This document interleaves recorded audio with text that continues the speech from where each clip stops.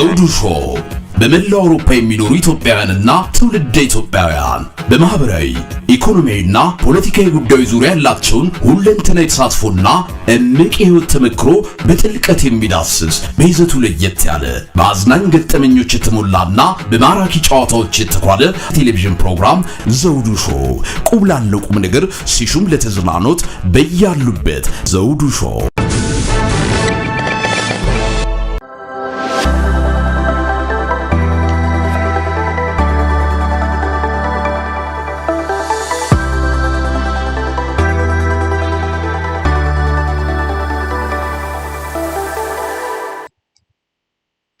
ሰላም ጤና ይስጥልን ክቡራን ተመልካቾቻችንና አድማጮቻችን ዘውዱ መንግስቴ ነኝ ከዚህ ከአገር እንግሊዝ የዝግጅት ክፍላችን ከእናንተ ክቡራን ተመልካች አድማጮቻችን ጋር የምናደርገውን የቀጥታ ዝግጅት አሁን ጀምረናል። እናንተም አብራችሁ ቆይታ እንደምታደርጉ ተስፋ እናደርጋለን።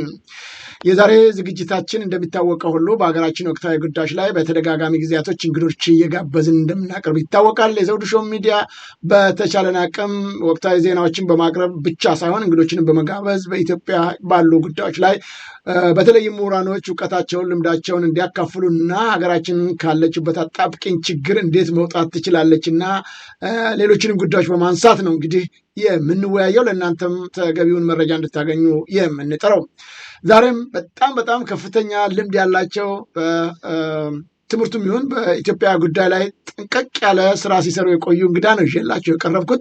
በእርግጥ ለሚዲያ አዲስ አይደሉም፣ ብዙዎቻችሁ የምታውቋቸው እንግዳችን ናቸው። የዛሬ እንግዳችን እንግዲህ የአዲስ አበባ ዩኒቨርሲቲ በጣም እንደሚታወቀው ቀዳሚው ዩኒቨርሲቲ በኢትዮጵያ ውስጥ እሱ ነው። በሱ ትምህርት ቤት ውስጥ በጣም ብዙ ኢትዮጵያኖች ተምረዋል። ንጉሠ ነገሥቱ በዛን ሰዓት እንደምታውቁት የገዛ የአባታቸውን ቤት ነው ለዩኒቨርሲቲ የፈቀዱላቸው።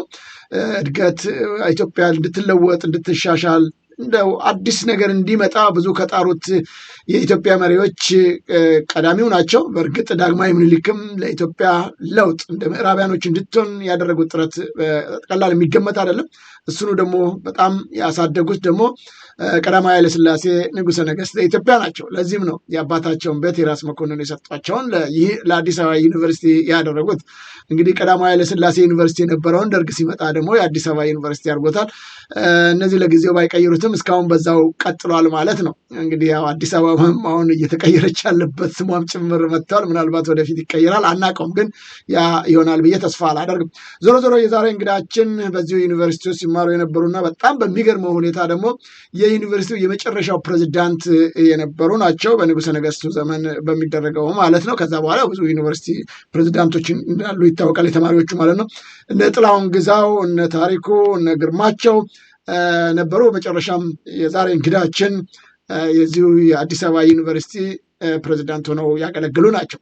ከዛም በኋላ እንግዲህ ወደ ትግሉም ገብተዋል። እንደሚታወቀው በኢትዮጵያ ትግል ውስጥ አንዱና ቁልፍ የሆነው ብዙ ስራ ሰርቶ ውጤቱ ብዙም ባይስተዋልም ግን ለሀገር እድገትና ለውጥ ብዙ ካበረከቱት ብዙ ምሁራን ወይም ከገቡበት አንዱ የኢህአፓው ነው። ከዚህ ውስጥ እንግዲህ በውስጥም በከተማ ውስጥም የሚደረገው እንቅስቃሴ እንደተጠበቀ ሆኖ በትጥቅ ትግልም ውስጥ የገቡ እንደነበረ የሚዘነጋ አይደለም። ከዚህ ቀደም በተለይም አብዩ ብርሌን አቅርቤ በጣም በሰፊው በዛ ጉዳይ ላይ ትንታኔ ሰጥተዋል እና የዛሬ እንግዳችንም እንግዲህ እዛ ውስጥ አንዱ ነበሩ። በትግል ትጥቅ ውስጥ ገብተው ከአዲስ አበባ ወጥተው ለሀገር ለወገን በሚጠቅም ጉዳይ ላይ በኩላቸውን አስተዋጽኦ ያደረጉ ናቸው።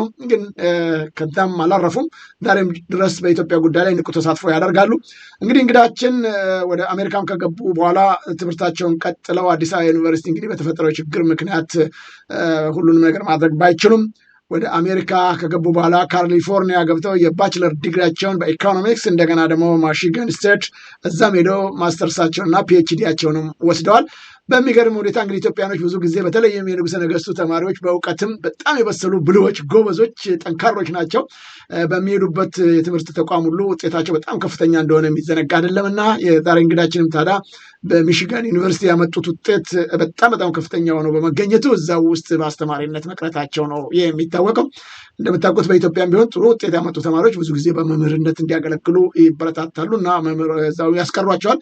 የዛሬ እንግዳችንም እንግዲህ በዚሁ በሚሽጋን ስቴት ውስጥ ዩኒቨርሲቲ እንዲያስተምሩ ተደረገ።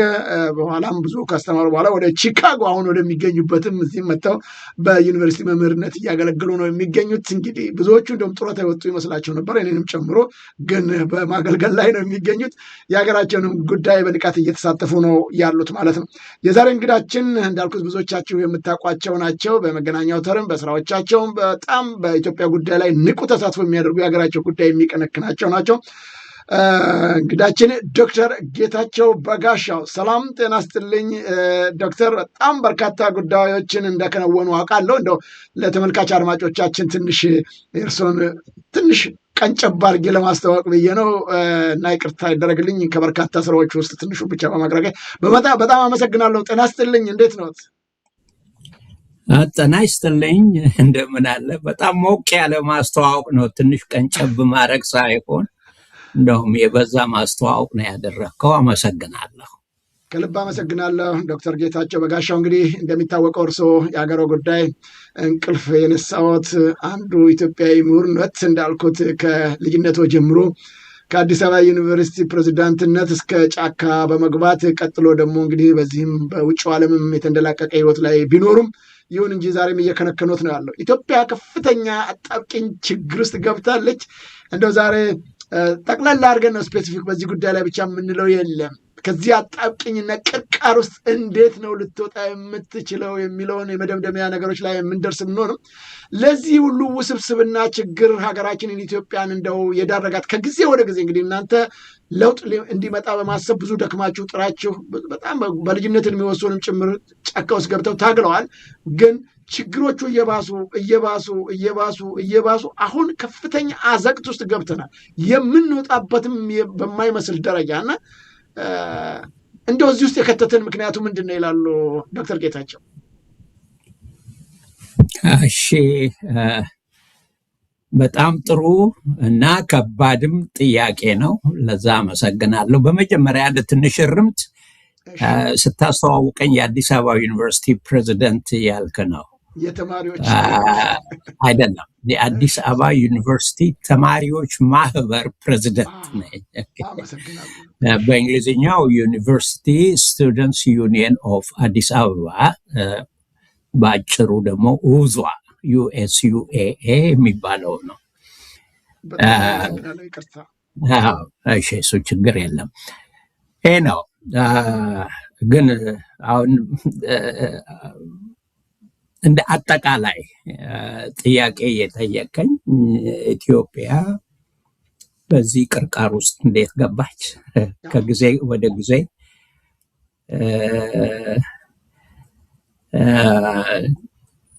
ከማጥ ወደ ምን እየገባች እየሄደች ያለችበት ነው ያለው። ለዚህ ሁሉ ምክንያቱ ምንድን ነው ለሚለው ብዙ ምክንያቶች ሊመጡ ይችላሉ። በውጮች ኢትዮጵያ በተለይ በድሮ ታሪኳ የምትወደድ ሀገር አይደለችም። ምክንያቱም በጀግንነት ሀገሯን አስከብራለች። ከመላው የጥቁር ሕዝብ ዓለም ነፃነቷን በደሟ በአጥንቷ ከፍላ የጠበቀች ለሌሎችም አርአያ የሆነች የመጀመሪያ የአፍሪካ ኮንግሬስ መስራች እና አባል የነበረች እና ነጮች ለጥቁሮች ያላቸውን ንቀት ቦታና መሰረት እንዳያኖሩ ያደረገች ሀገር ናት። እሷ ሄዳ ባትበደላቸው እነሱ ደግሞ ከ1884 ዓመተ ምህረት ጀምሮ አፍሪካን ሲከፋፈሉ ሲቀረማመቱ ኢትዮጵያ የማትደፈር የሆነች የሞከረችውም ጣሊያን በአድዋ ጦርነት ያፈረችበት ነጮች ያፈሩበት ስለሆነ ሊወዷት አልቻሉም እና አይወዷትም እና ብዙ መጽሐፍቶች ተጽፈዋል። the powder barrel ብሎ በተጻፈው ላይ እቺ ሀገር ካልተከፋፈለች ልትከፋፈል የምትችለው ደግሞ በዘር በሃይማኖት ካልሆነ አሁንም ችግር የምትፈጥርብን ሀገር ናት ብሎ ሐሳብና ምክር ለውጭ ከፋፋዮች፣ ገዢዎች፣ ቅኝ ገዢዎች ሁሉ ሐሳብ ያቀረበው ጸሐፊ ትጠቅሰዋል። ከዛ በእኛ ጊዜ ራሱ የዚህ የአሜሪካ የውጭ ፖሊሲ ዋነኛው አርክቴክት ሰሪ የነበረው ይሁዲው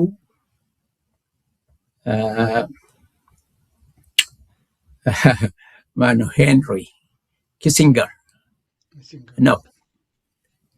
እሱ በ1972 ላይ ነው የጻፈው። ይቺን ሀገር በዘር መክፈል አለብን፣ ማድከም አለብን፣ እርስ በራሳቸው እንዲባሉ ማድረግ አለብን ብሎ ለአሜሪካ ፕሬዚደንት ሐሳብ ያቀረበ ሰው ነው። ይሄ የአሜሪካ ቢሆንም የአውሮፓዎቹንም ፖሊሲም የሚመራው ይሄ ነውና የውጭ ጠላቶች ከዛን ጊዜ ጀምረው አልተኙልንም። በአቅራቢያም አጎራባች ሀገሮች የምንላቸው አሁን አንዳንድ ሰዎች ምንድን ነው እንዲህ ማለት ይላሉ። ታሪካዊ ጠላቶች በሚባልበት ጊዜ ኢትዮጵያን እንደ ጠላት የተመለከቱ በተለይ በቀይ ባህርና አካባቢው ያሉት የአረብ ሀገሮች ዛሬም ለኢትዮጵያ የሚተኙ አይደሉም። በዚህ በአውሮፓኖቹ ምክንያት ነው ባንል በራሳቸው ደግሞ ጥቅም ኢትዮጵያን የውሃ እስረኛ በግብፅና ሱዳን በአባይ እሱን ለመቆጣጠር ኢትዮጵያ ምንም እንዳትጠቀም ለማድረግ ካላቸው እና ኢትዮጵያ ያልፈረመችባቸው ውሎች ያመጡ በሱ ነው የምንሄደው ያሉ ኢትዮጵያን ለማስገደድ ሲሞክሩና ኢትዮጵያ ውስጥ ሁልጊዜ አለመረጋጋት፣ በህዝብ መሃል መስማማት እንዳይኖር ማዕከላዊው መንግስት በቀዳማዊ ኃይለሥላሴ ጊዜ በደርግ ጊዜ እንዳይረጋጉ ለማድረግ እነኚህ የተለያዩ የጎሳ ድርጅቶችን በመርዳት በማስታጠቅ በማሰልጠን ገንዘብ በመስጠት በኢትዮጵያ ላይ ራሳቸውን ኢትዮጵያኖችን ሲያዘምቱ የነበረበት ነው እና እንግዲህ ዛሬም ቀጥሏል። እስካሁን ደግሞ ከምናውቀው በበለጠ ዛሬ አሁን ባለው በአዲሱ የዚህ የአሜሪካና የእስራኤል ጦርነት ከኢራን ጋር ባለው አዲስ የጂኦ ፖለቲካ ችግር በመነሳቱ ኢትዮጵያ እዚህ ውስጥ እንደ አንድ ትልቅና ዋና ተሳታፊ እየተቆጠረች ነው ያለችው። በዛ የሚመጣው አደጋ ደግሞ ምናልባት በመሃል የሚያስተዳድረው መንግስት ለኢትዮጵያ ያደረ አይደለም፣ ኢትዮጵያን የሚወድ አይደለም፣ ኢትዮጵያን የሚጠላ መንግስት ነው። ከወያኔ ጊዜ ጀምሮ በኢትዮጵያ ውስጥ የመጣው ደርግን ፋሽስት ነው፣ አምባገነን ነው፣ ገዳይ ነው እንለዋለን፣ እውነት ነው። ግን ኢትዮጵያን አይጠላም ነበር። ከሱ ቀጥሎ የመጣው በወያኔ የሚመራው በአቶ መለስ ዜናዊ የተመራው መንግስት ኢትዮጵያን የሚጠላ ነው። የኢትዮጵያ መንግስት ለመሆን የወሰኑት ምንም ባዶ ቤት ስላገኙ ነው። እንዴ ትልቅ ቤት እያለ ለምን ትግራይ ውስጥ ብቻ? ትግራይ ምንም ነገር የላትም እና ሌላኛውን እየቦዘንቦዝን እኛ ለምን አንበለጽግም ብለው ለመጀመሪያ ጊዜ በእኛም ታሪክ በአፍሪካ እንኳን በህግ የታወጀ የጎሳ ፖለቲካ መመሪያ በማድረግ ሀገሪቱን በጎሳ ከፋፍለው አስተዳደሩ። የጎሳ ህገ ማህበር በአገሪቱ ላይ ጫኑ። በዛ ህዝቡን እያናከሱ በተለይ እንግዲህ ለእነኚህ ሁሉ ዋናው ጠንቅ ነው ብሎ የሚያዩት አማራውን ነው። አማራውን ለማጥፋት ለማስጠቃት ተነሱ። ከነሱ ቀጥሎ የመጣው እኔ የዛው ተቀጥያ ነው እንጂ ልዩ መንግስት ነው አልልም። የዶክተር አብይ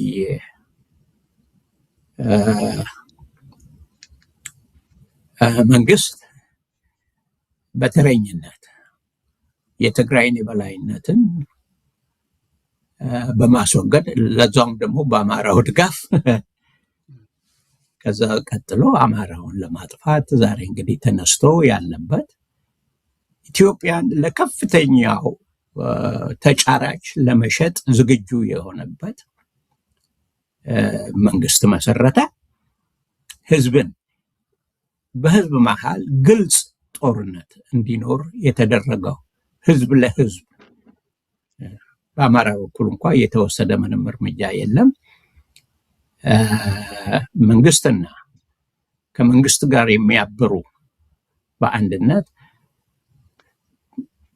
በህዝብ ላይ በአማራው ህዝብ ላይ እንዲነሱ እንዲጨፈጭፉ የተደረገበት ጊዜ ላይ ነው እና ይሄ የዘር ማጥፋት ነገር እኔ በበኩሌ ቪዥን ኢትዮጵያ የሚባል የምሁራኖች ስብስብ ነበር። በዛ ላይ የዛ ፕሬዚደንት ነበር፣ አሁንም ነኝ እና በዛ ለመጀመሪያ ጊዜ በኢትዮጵያ ውስጥ የዘር ፍጅት ጄኖሳይድ መጥቷል ብለን መግለጫ ያወጣ ነው ያሳየ ነው እና መጀመሪያ እዚህ ለአቶ ታደሰ ጫፎ የምክር ቤት ሰብሳቢ በሱ በኩል የህዝብ ወኪል እና የተለያዩ ጎሳዎች ምክር ቤት እንግዲህ ያለ አይደለም የዛ ሰብሳቢ ስለሆነ በሱ በኩል ለጠቅላይ ሚኒስትሩም እንዲደርስ ለዓለምም አሰራጭተናል። ይሄ በ2019 ነው፣ የዛሬ 7 ዓመት ነው ማለት ነው። በእኛ ሌሎች አሁን ታሪክን አጣቅሶ ከዛ ቀደም ያለ የዘር ጭፍጨፋ በአማራው ላይ ነበር ይላሉ። ስህተት ናቸው አይደለም ነው የምለው፣ ትክክል ናቸው። ከኃይለ ሥላሴ መንግስት በኋላ ይፍን በደርግ ጊዜ የተጨፈጨፈው በአብዛኛው የተጨፈጨፈው ህዝብ የአማራው ህዝብ ነው እና በአዲስ አበባ ከተማ አውራ ጎዳናዎች ላይ የተዘረሩት በአብዛኛው የአማራ ልጆች ናቸው። በክፍለ ሀገር ደረጃ እንደ ጎንደር በወጣቶች ደምና ህይወት የከፈለ የለም። የጦርነት ቀጠናም ያኔ ኢዲዩ ንጉሳውያንና ባላባታውያን ይዋጉ ነበር ደርግን በመቃወም። ከዛም ቀጥሎ ኢህአፓም እዛ ጎንደር ነበር። በእንደዛ አይነት ምክንያቶች የአማራው ህዝብ በጣም ተጨፍጭፏል ከደርግ ጊዜ ጀምሮ ማለት ነው። ግን በመንግስት ፖሊሲ ደረጃ አማራን እናጥፋ በሚል እነሱ መጥተዋል። ደርግ ሰርቷል አይደለም ምለው አላደረገም። በዚህ ሀገር አነጋገር ኢኳል ኦፖርቹኒቲ ይሉታል። ደርግ ኢኳል ኦፖርቹኒቲ ማለት ሁሉንም ነው የሚገለው፣ ግን የሚገለው የበለጠ የሚቃወመውን ነው። የበለጠ ደግሞ የሚቃወመው በከተማዎቹ ውስጥ በኢህአፓ የተደራጀው አማራው ነው በበለጠ እና አልቋል። ከዛ ቢጀመር አማራ ጄኖሳይድ ከዛን ጊዜ ይጀምራል ብሎ ቢናገሩ ስህተት አይደሉም እላለሁ። ግን በፖሊሲ ደረጃ መንግስት ፖሊሲው አድርጎ አማራን ለማጥፋት የመጣው እንግዲህ በዶክተር አብይ ነው። ከዛን ጊዜ ጀምሮ አሁን እንግዲህ እየተዋጋ ነው ያለው እና ሲጠቃለል ኢትዮጵያ በአካባቢው ባለችበት ጂኦግራፊ አቀማመጥ ምክንያት ጠላቶቿ ብዙ ናቸው። አሁን እንደዛ ሆኖ እያለ ደግሞ አሁን የባሰ ቅርቃር ውስጥ እየገባች ነው ምለው አሁን የእስራኤል እና የአሜሪካ የኢራን ወረራ ያን አካባቢ ወደ ጦርነት አውድማ እንደቀየረው እንግዲህ ሁላችን እናውቃለን። ለነሱ አካባቢው የጦርነት አውድማ መሆኑ ሳይሆን ከነኛ አካባቢዎች የሚመጡት ሪሶርስስ በተለይ ዘይትና ጋስ ኤነርጂ የሚመጣው በዓለም ውስጥ ካለው ከ20 እስከ 25% በዛ በሄርሙዝ ሰላጤ በኩል ነው። ዛሬ ያ አይቻልም እና ያንን በምን ለረጅም ጊዜ ሊቀጥል አይችልም። ለራሳቸው ኢኮኖሚ ፈጽሞ አይቻላቸውም። ሌላ መንገድ ማግኘት አለባቸው። በዚህ በቀይ ባህር በኩል ነው መሄድ ያለበት እና ያ ደግሞ ምንድነው ባቤል መንደብ ጋ ማነቆ ሊመጣባቸው ይችላል። የደቡብ የመን ሁቲዎችም በዛ አሉ። ብቻ ያ መንገድ ለነሱ ምቹ እንዳይሆን ሊያደርጉ የሚችሉ የፖለቲካ ኃይሎች አሉ። ስለዚህ ያንን ለመቆጣጠር ይፈልጋሉ እና አሁን ጭምጭምታዎቹ አሉ። አሁን በቅርብ ጊዜ ይሄ ጦርነቱ ከመጀመሩ በፊት ካሁን በፊት ተረስታ የነበረችው ተንቃ ተጥላ የነበረችው ኢትዮጵያ በአንድ ጊዜ የሶስት ትልቅ ሀገር መሪዎች ፕሬዝዳንቶችና መሪዎች አዲስ አበባ ላይ ሲራኮቱ ነበር። ከቱርክ ኤርዶጋን መጥቷል። ከሳውዲ አረቢያ የምክትል የውጭ ጉዳይ ሚኒስትሩ መጥቷል። ከእስራኤል ፕሬዝዳንቱ መጥቷል እና እነኚህ ሁሉ የተደረጉት ምንድነው ፎከስ በጣም አተኩሮ ያሉት ያንን የባቤል መንደብ ሰላጤ ነው። ለዛ አስተማማኝ ኃይል የሚያገኙት ኢትዮጵያን ብቻ ነው። እንግዲህ ኢትዮጵያ ደግሞ ድሮ በራሱ በአቶ መለስ መንግስት እንደ ጠላት አገር ስለሚቆጥሩት ኢትዮጵያን ባህር አልባ ማነው ወደብ አልባ ወደ ባህር እንዳትወጣ አፍነው አሰብ ጭምር የኤርትራ ነው ብሎ የሰጡበትና ኢትዮጵያን የጎዱበት ያጠቁበት ነው። አሁን ያንን እንግዲህ ሪቨርስ ለማድረግ ያንን ለመገልበጥ ነው ከአብይ አህመድ ጋር እየተነጋገሩ ያለ ይመስላል። ግን ባልያዘው ቦታ ምን ሊል ይችላል? ቃል ብቻ ሊሰራ ይችላል። አዎ ያ የኢትዮጵያ ነው እንድትጠቀሙበት ነው ፈቅጃለሁ ቢል አብይ እነሱ ለኤርትራውያን ለመከላከል የምትችልበት ሁኔታም ላይ አይደለችም እና በዛ ምክንያት እዛ ይገባሉ።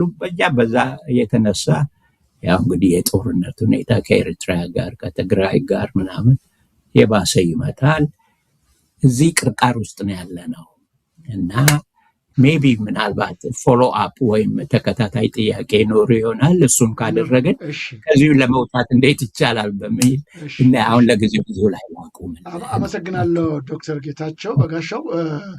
እንግዲህ ከመጀመሪያው ጀምሮ እየዳሰሱ እዚህ ደርሰዋል። አብይ ጋር ከንጉሠ ነገሥቱ ጀምሮ በተለይም ከደርግ ጀምሮ አማራ ላይ ያለውን ጫና ምን ያህል ከባድ እንደሆነም በግልጽ አብራርተውታል። ደርግ ራሱ በጣም ከጎንደር ጀምሮ አዲስ አበባ ከተማዎችን በሚደረጉት ግድያዎች ላይ ግንባር ቀደሙ አማራ እንደሆነ ገልጸዋል።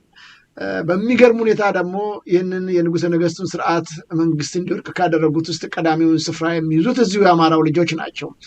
አንዳንዶችም ደግሞ የመኳንንት መሳፍንት ልጆችም ጭምሮ አሉበት። በጣም ጥሩ ሁኔታ ላይ የነበሩ ሰዎች አሉ። ሰው ለምን ይጨቆናል? ድሃ ለምን ይጎዳል? ለምን ሰው እኩል አይሆንም? በሚል ከተነሱት ውስጥ የዚሁ የአማራው ልጆች ናቸው። እነ ግርማሜ ንዋይ፣ እነ ጀነራል መንግስቱ ንዋይን ወንድማማቾችን ብንወስድ ከዚሁ ከአማራው ማህበረሰብ ሲወጡ የደህና ቤተሰብ ልጆች የነበሩ በስልጣንም ቢሆን የክቡር ዘበኛው ጀነራል የነበሩ የንጉሠ ነገሥቱ ማለት ነው የተንደላቀቀ ህይወት የሚኖሩ እነ ጀነራል መንግስቱ ንዋይ። ከዛም ወረድ ብለን ደግሞ በተማሪዎቹም ንቅናቄ ስናይ ዛሬ ህወሓት አንስቶት የሚገልጸውን ያው እርሶም በነበሩበት ጊዜ ዋለልኝ መኮንን የጻፉት መጽሐፍ እየተባለ ብሔር ብሔረሰቦች እየተባለ የሚነገርበት ከዚሁ ከወሎ ማህበረሰብ የመጣ የአማራ ልጅ የደህና ቤተሰብም ልጅ ነው በወቅቱ እሱም ቢሆንና እነዚህ ሁሉ የሰሩትን ስራ ዛሬ ጭቃ ውስጥ ተጥሎ አማራው ልክ ጨቋኝ፣ ገዢ፣ በዝባዥ እየተባለ ደግሞ እየተገለጸ ነው የሚገኘው።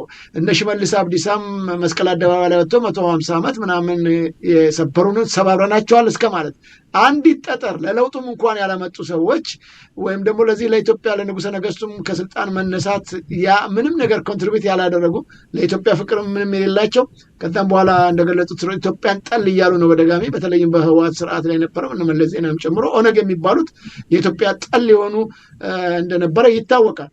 ስለዚህ ይህ ሁሉ በደልና ግፍ እየተፈጸመበት ያለው የአማራ ማህበረሰብ መሆኑ እየታወቀ አማራው ለምንድን ነው ያልነቀው? ስንት ዓመት እንግዲህ በእርሶ ዘመን እንኳን ብናየው ከ50 ዓመት ያላነሰ ጊዜ ነው እንግዲህ ገና ያፓ እንኳን እርሶ ወደ ትጥቅ ትግል ከገቡ እንኳን ወደ 50 ዓመቱ አሁን ህወሓትም ከተቋቋመ 51ኛ ዓመቱን አክብቷል። እኩል ነበራችሁና ይህ ሁሉ ላይ መከራ ሲደርስ እርሶም ከዚሁ ከአማራው ማህበረሰብ ነውና የወጡት እንዲህ ተደጋጋሚ ችግርና መከራ ሲደርስበት አማራው ለምንድን ነው የሆነ ቦታ ላይ ነቅቶ በቃን ማለት ያልቻለው? ዛሬም ይህ ችግር የቀጠለበት ስለሆነ ማለት ነው። ምንድን ነው የአማራው ላይ ያለበት ችግር?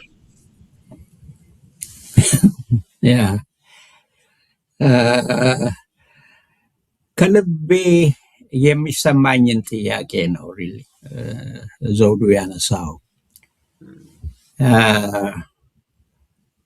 አማራ የአማራው ምሁር ዛሬም በራሱ የውሸት ፕሮፓጋንዳ ድሮ በነበረበት አምኖ ይሁን ዞሮበት ይሁን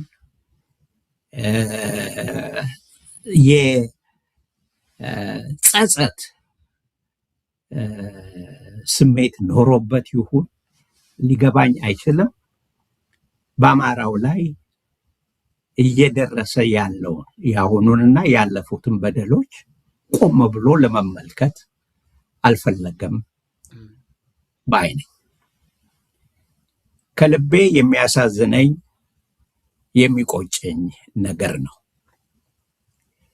በመጀመሪያ እነኚህ የጎሳ ድርጅቶችን ያቋቋሙትንና እሱን የሚመሩት ለነሱ ምንም ክብር የለኝም። ምክንያቱም ሁሉንም ካያቸው ወያኔንም በለው ኦነግንም ከ66ቱ የህዝባዊ አብዮት በኋላ የመጡ ናቸው። በ66 ዓመተ ምህረት የኢትዮጵያ ህዝብ ዘር፣ ሃይማኖት፣ ጾታ፣ ቋንቋ ምንም ሳይለይ በአንድነት ለአዲስ ስርዓት አብሮ ነው የተነሳው። በዚህ ላይ ደግሞ አማራው ግንባር ቀደም ነበር። የአማራ መንግስት ነው የሚባለውን የቀዳማዊ ኃይለ ሥላሴ መንግስትን በመቃወም ለህዝብ እኩልነት፣ ለዴሞክራሲ ተባብሮ ተፋቅሮ ጠንካራ የለመለመች ኢትዮጵያን ለማምጣት ሁሉም ተነስቷል። ምክንያቱም ጭቆናዎች በሁሉም መልኩ ነበሩ፣ በሁሉም ላይ ዘር፣ ሃይማኖት ሳይለዩ። የአማራ ገበሬ ደሃ ነው፣ ሙልጭ ያለ ደሃ። ረሃብ የሚያጠቃው እኮ አማራውን አካባቢ ነው። እኔ ምን አማራ ነበረው የሚባል ጥቅም ካለ ቋንቋው አማርኛ ነው። አሁን ዛሬ እንግሊዝኛ የትንሽ ሀገር ህዝብ ነው አይደል? እንግሊዞች እኮ ትንሽ ናቸው። የዓለም ቋንቋ እንግሊዝኛ ነው ዛሬ። ለምን? ብዙ ሰው ስለሚግባባበት ነው። ከጥቅሙ አንጻር ነው። አማርኛ ለአማራ ብቻ ተብሎ የተያዘ ነገር አይደለም። በአገር ምስረታ፣ ዘመናዊ መንግስት ምስረታ ላይ በጽሁፍ የተደገፈ በብዛት በሰፊው የሚወራው በአማርኛ ስለነበረ ያ እንግዲህ ታሪካዊ ሁኔታ ነውና የኢትዮጵያ ዋና ቋንቋ ሆኗል። ልክ እንግሊዝኛ አሁን የዩናይትድ ኔሽንስ በዓለም ደረጃ የህዝብ የሁሉም ቋንቋ ለመሆን እንደቻለው በአማርኛ መናገር ጥቅም እንጂ ጉዳት የለውም ለሌሎቹም እስከተማሩ ድረስ እስካወቁት ድረስ ያን ማድረግ ተገቢ ነው። ትምህርት ቤት ቅድም አንተ ጠቅሰዋል። በቀዳማዊ ኃይለ ሥላሴ ጊዜ አሁን ለምሳሌ ብዙ ሰው ይሄ አያምንም። የዶክተር አክሊሉ ሀብቴን መጽሐፍ መመልከት ነው። ስለ ትምህርትና ስለ ዩኒቨርሲቲዎች ምስረታ በቀዳማዊ ኃይለሥላሴ ጊዜ በጻፉት። ከአዲስ አበባ ውጪ የመጀመሪያው ትምህርት ቤት የተቋቋመው ጎሬ ኢሉባቦር ነው። ሰው አያውቅም ይሄንን። ለአማራው ክልል አይደለም ትምህርት በመጀመሪያ የቀረበው ለማለት ነው። እንግዲህ መረጃ ለማቅረብ በሁሉም ክፍለ ሀገራት ነው። ጎንደር ስትሄድ ያው ጎንደር ከተማ አንድ ሃይ ስኩል አለ። ከዛ በኋላ እንግዲህ በየቦታው እየተጨመሩ መጥተዋል። ኢሉባቦር ስትሄድ ጎሬ አንድ እስከ ሃይ ስኩል ድረስ ይሄዳል። በየከተማዎቹ ብቻ ያንን ትምህርትን ለማስፋት ያደርጉ ነበር። እኔ ወደዛ ወደ ታችኛው ድሮ የቀደመው ታሪክ ሳልሄድ የነበሩት የፖለቲካ ድርጅቶች መጥተው በዘር ሳይለያዩ በኢትዮጵያዊነት ተደራጅተው ሲታገሉ ያ በአገሪቱ ዴሞክራሲን በማስፈን የህዝብን እኩልነት በማረጋገጥ ለሁሉም የተመቸ ኑሮ እንዲኖር በማድረግ የበለጸገችውን ኢትዮጵያን መሰርታለን ተብሎ ሲታሰብ የለም እኔ በዘሬ ብቻ ካልሆንኩ ብለው በተለይ የትግራይ ለምሳሌ የትግራይ ምን በዚህ በኢትዮጵያዊነት ውስጥ በሚታገሉ ድርጅቶችም ውስጥ ንቁ ተሳትፎና መሪነት የነበራቸው የትግራይ ልጆች ናቸው። ኢህአፓን ብትወስድ የኢህአፓ መስራቾችና መሪዎች በአብዛኛው የትግራይ ልጆች ናቸው። እና እነኚህ የትግራይን ህዝብ ለመጉዳት የመጡ ናቸው ብሎ ይገምታሉ? የትግራይን ህዝብ ከአማራው ህዝብ ጋር ማጋጨትና ማጣላት ምን አመጣው? የትግራይ ህዝብና የአማራው ህዝብ በአንድነት ተባብሮ ኃይሉን አጠንክሮ ጥሩ መንግስት ለመመስረት ይቻላል። ኦሮሞ ውስጥ የተነሱትን ካየናቸው ብዙ ትምህርት ያገኙ አሁንም የኦሮሞን ጥያቄ ተገቢ ነው፣ እኩልነት፣ አንድነትን መስረት የሚል ሙሉ ፍቃድ እና ፍላጎት እያለ በዘር መሄድ ምንን አመጣው? የነኝኑ የውጭ የኢትዮጵያ ጠላቶች መመሪያ ተከታዮችና ተግባሪዎች በመሆናቸው በውስን አመለካከታቸው በህዝብ መሃል ግጭትና ጥላቻን በማብዛት ብቻ ለመሄድ ነው ያላቸው እድል እና እነሱ ፕሬዚደንት፣ ሚኒስቴሮች፣ ምኖች ለመሆን የሚችሉት አገሪቱ በዘር ስትከፋፈል ብቻ ነው። ሁሉም እንግዲህ በዛ የሚያዩ ስለሆኑ ነው። የነሱም ከራሳቸው ጥቅም አንጻር ነው በሚል ብንገልጸው የአማራው ነው የሚገርመው። ምን ነው እስካሁን ድረስ አልነቃለው? አማራ በአማራነቱ ብቻ ተይዞ ሲገደል እንዴ እኔ ራሴ ድሮ የታገልኩት ለዚህ ነው ወይ ብሎ ቆም ብሎ እንዴት አይጠይቅም? አማራን ለማስጨፍጨፍ ነው እንዴ የኔ ስራ? ከሌሎች የአማራ ጠላቶች ጋር ተዳብሬ አማራ እንዳይደራጅ ለማድረግ አሁን ዛሬ እነግርሃለሁ። ይሄ ደግሞ ዲስከስ እንዲሆን እፈልጋለሁ። በኢትዮጵያዊነት ነው የምንደራጀው የሚሉ ብዙና ባይገርማችሁ እኮ የዚህ መሪዎቹ ደግሞ አማራዎች ናቸው። እና አማራው ተደራጅቶ እረ ጦርነት በመንግስት ደረጃ የታወጀብኝና እኔን ሊያጠፉ የመጡ ናቸውና እነኝህን ለመከላከል እንድችል ልደራጅ ሲል ሌላ ለሰነፉ ለፈሪው አማራ እድል ለመስጠት በኢትዮጵያዊነት ነው እንጂ መደራጀት ከትልቅ አዳራሽ እንዴት ወደ ትንሽ ጎጆ እንገባለን? ይሄ አንደኛ ምንድነው የሚባለው በምኒልክ ጊዜ ምንድነው የተዳፈነ በምኒልክ ሲምል ይሞታል እንደተባለው አይነት አንድ ጊዜ ተብሏል። እሺ ግን አሁን ሁኔታው ተቀይሯል። ወደንም ጠላንም የኢትዮጵያ ፖለቲካውን የሚመራው በዘር ነው። የኦሮሞ ብልጽግና ነው የሚባለው እኮ አሁን አገሪቱን የሚገዛው እንጂ የአማራ አይደለም። ያውም አማራ በነገራችን ላይ አብይ አህመድ መጀመሪያ ሲመረጥ እኮ ሙሉ ድምፅ 100% የሰጠው ይሄ ብአዴን የሚባለው እኮ ነው። ትግራይ እንደዛ አልሰጠም፣ ደቡብ እንደዛ አልሰጠውም። ምናልባት ኦሮሞዎቹ ሰጥተዋል። ያንን ክዶ ዛሬ ጦር አዝምቶ በእንደዚህ አይነት ጦርነት አማራውን ሲፈጅ እንዴ እሺ ኦሮሞ ተበደለ የተባለ ጊዜ ሲጮሁ ከነበሩት እኔ ብራሴ አንዱ ነኝ። ኦሮሞ እንዴ አይገደል እንዳይሆን ሲባል አማራ ሲገደል እስቲ ከአማራ ጋር ሆኖ የሚጮህ አንድ ኦሮሞ ስጠኝ። የሚታወቅ የፖለቲካ መሪ ክህደት ነው የፈጸሙት በአማራው ህዝብ ላይ። ከነሱ የባሰ የሚያስኮንን ክህደት ግን በአማራው ምሁር ነው። አማራው ሲደራጅ ለዛ እንቅፋት የሚሆን የውሸት የኢትዮጵያዊነት ስሜትን ማንሳትና እሱም መጋለብ ውሸት ነው። ውሸት ለምን? በኢትዮጵያዊነት የተደራጁ ብዙ ድርጅቶች አሉ። አዲስ እነሱ የሚፈጥሩት ምንም ነገር የለም። እነኚህ በኢትዮጵያዊነት የተደራጁ ድርጅቶች በሙሉ አንዳቸውም ደግሞ ለአማራ በደል አልደረሱም። አማራ ላይ የሚደረገውን ጦርነት ለማስቆም የሚያደርጉት አስተዋጽኦ ምንም የለም እና መቼም በክብር ይኖራሉ ሁል ጊዜ። መምህር ታዲዮስ ታንቱ ከሳቸው በስተቀር እኔ አሁን ከማይኖሪቲ ከሚባሉት ወጥተው ስለ አማራ የሚከራከሩ ከኦሮሞ ወጥተው ስለ አማራ የሚከራከሩ፣ ምክንያቱም ግልጽ በደል ነው እንግዲህ ህዝብ ላይ ጦርነት ታውጆ እየተደረገ ያለው አይደል? ይሄን ለመቃወም አማራነትንም አይደለም የሚጠይቀው፣ ሰው ሰብአዊ ስሜት የሚሰማው ሰው መሆን ብቻ ነው የሚያስፈልገው።